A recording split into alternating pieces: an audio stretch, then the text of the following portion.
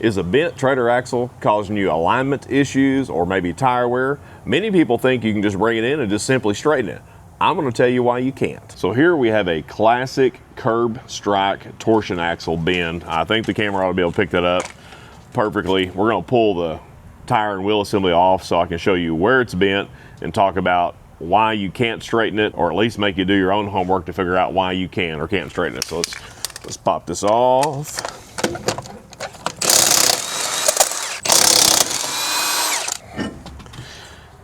And really what prompted this video, we did an axle alignment video here not too long ago, but the last week we've had, I believe we're up to 7 bent axles I have in here right now that we have axles ordered for that are bent, from torsion to spring axles, everything from 3,500 pound all the way up to an 8K Dexter. So it's been a week for bent axles. So I thought this would just be a good time to talk about it.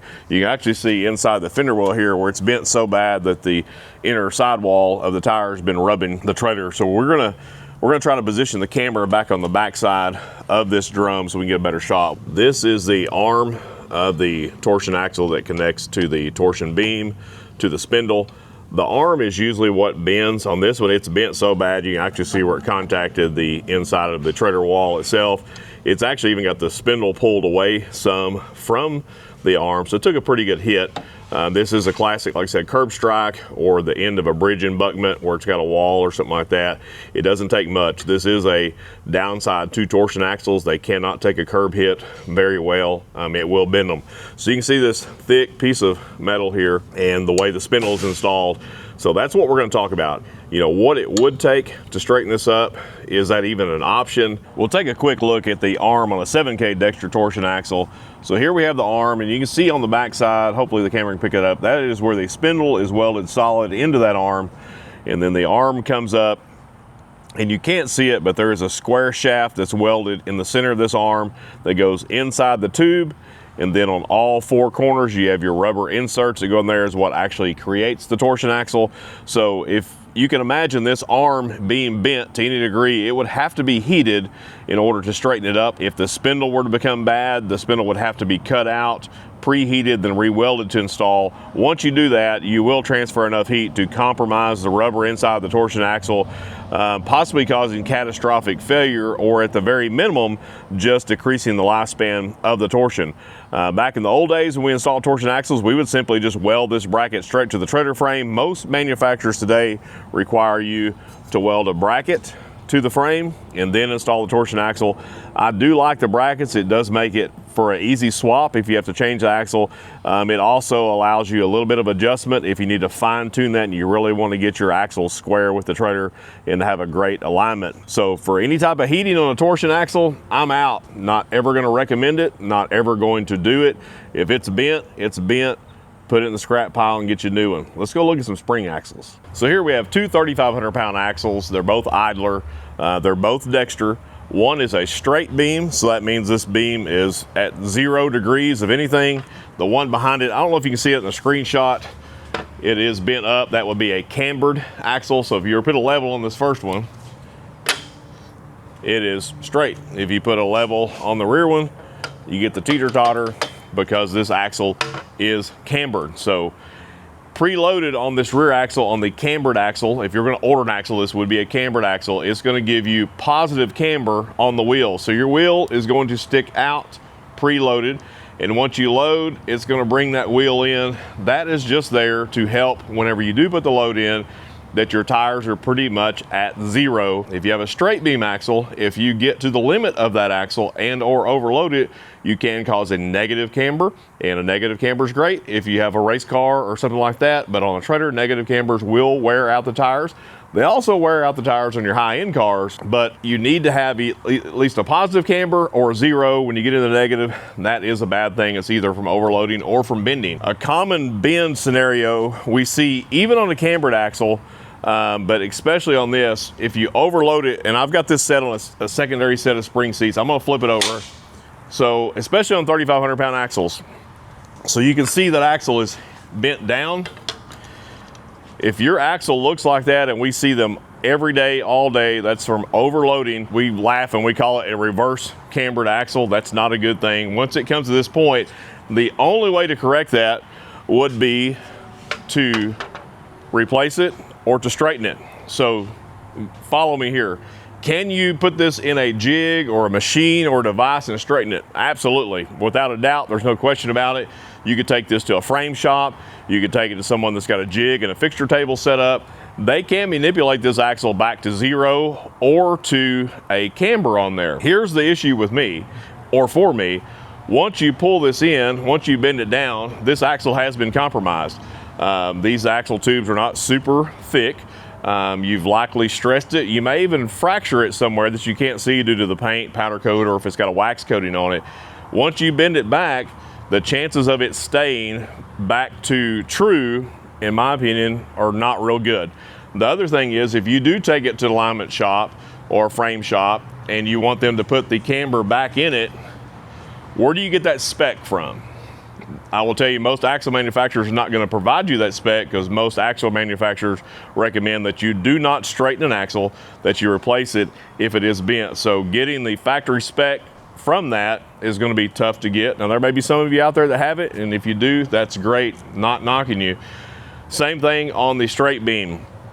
If it's got a big bow in it, or if maybe you've lost a spare tire or hit something and you've bowed it this way, can you put it in a device and bend it under stress and or heat? If you do that, is it going to stay? Is it going to hold? Is it going to continue to compromise your axle? In my opinion, yes, it's going to compromise that because it's already had a problem. If you had this axle brand new and it was off a little bit, you wanted to put a fine tune on it, like you were going to, setting it up like a high-end stock car or something like that, maybe you could take it to a frame, axle, and or alignment shop, and they can manipulate it, bend it to a very small amount, and you may be just fine. Usually there's no need for that. Most of these axles are set up at a 0 toe in. Some of them do have a small toe to the front just to kind of help you keep centered and going straight down the road, but most of them are set at 0, and then you have your cambered axle. I'm going to show you where most of them bend. So this is a very common bend here. When you get into your larger axles, this doesn't bend so much here unless you've grossly overloaded it, and we do see that, have one in here right now. But most of the time they bend right here. So we'll just move to this front axle. So you can see the spring seat, which is going to ride right on top of your spring. You have this welded on both sides. Then you have some stick out here. So this is your hub face here, measured back against your spring seat. And there is a minimum and there's a maximum on this. Usually when this bends, it bends at this location here. Worn suspension can cause that. Your suspension wears out, this axle will start riding on the frame and it will cause it to crease and bend right here. If this is bent, if it has any distortion in it whatsoever, can you bend it back? Yeah, you can jig it up and bend it back. It's not gonna hold. It may even break out. It may even cause it to crack, especially right in here in this area. This would be the weak point of this axle. There's a lot of leverage on that. Probably you can even find a scientific term for some of you engineers out there on that, why it would cause that. But there is some stress on this. So if this is bent any direction, this way, that way, up, down, whatever have you, straightening this is not an option. Replacement is your choice in that. Just replace it, then you don't have to worry about it. So here we have a spindle. This will be for a 3,500 pound axle, and I will start by telling you I do not install spindles. I utilize this spindle for something that's not axle related. We use it for a different setup. But I will tell you, the way this spindle is set up, the way this is set up here compared to the way this is set up is not the same.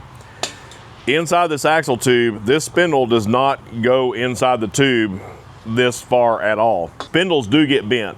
It's rare to bend the spindle. It's usually more common to bend the tube, but occasionally we do see a bent spindle and we get asked that question. If my spindle's bent, can I have that straightened? If you're bending this shaft, if you could straighten it the time that would be required to straighten that, you're probably gonna be more dollars in labor than just buying an axle on that. Unless you get into your larger axles, then you'd have to look at that. The way this axle is designed, this brake flange here is machined into the spindle, and this spindle is a stub. This spindle goes to right there where that weld is. So the OD of this spindle stub fits tightly inside the ID of this tube, then it is welded. And that's why we don't replace spindles. If you buy this spindle and try to stick it in that tube, it is gonna have a loose fit, and trying to get that thing squared would be tough unless you had the proper tools to set that up. It would be very hard to get it straight. So I do not recommend trying to straighten the spindle. If the spindle's bent or if it needs to be replaced, just replace the axle if you've lost a bearing, whatever have you. There is one time that I would say, not that I'm gonna recommend it, that you possibly could straighten the axle, have a spindle replaced, something like that. If it's worst case scenario, you cannot get an axle, or you can't get an axle in your time frame. You've tore the spindle up like on a 10K axle or something, and nobody has that 10K axle. There are people that can come out, machine a spindle, put a spindle in there, weld it in, and get you going. I'm gonna say that's gonna be a temporary fix to get you by, and that may be what you have to do. If you're running this trailer on the farm, if you're not in highway use, and you bend it and you wanna get your bottle jack or whatever and get it close enough, that's a decision you need to make. I'm not saying that it can't be done. It may not be perfect, but if you're on the farm, it may not need to be perfect. It may not need to be 100% true. You're not getting to highway speeds and you're not on the highway. But if you're running an axle on the highway with the rest of us that are also dependent upon you to do your maintenance and to take proper care of your tow vehicle and whatever you are towing, just fix it right so that you don't have to worry about it and I don't have to worry about it. So what it boils down to is this: can you straighten a bent axle? Absolutely, if you have the proper machines to straighten it. Is it recommended? Not for me, and I don't think most manufacturers are gonna recommend that as well. But just remember, whether you straighten it or you replace it, you're liable for it. Whatever I do, I'm liable for it. So just do it right the first time, and you may not have any trouble. So if you do have that bent axle, before you roll in somewhere and possibly have it straightened, just price it both ways. Do your homework, get on the interwebs, see what's out there, check with the axle manufacturers, reach out to those axle manufacturers, whatever you're running, and see what their 2 cents is worth. And then once you install your new axle, because you've bent it, and you put your wheel on, tighten the lug nut, and we'll see you soon.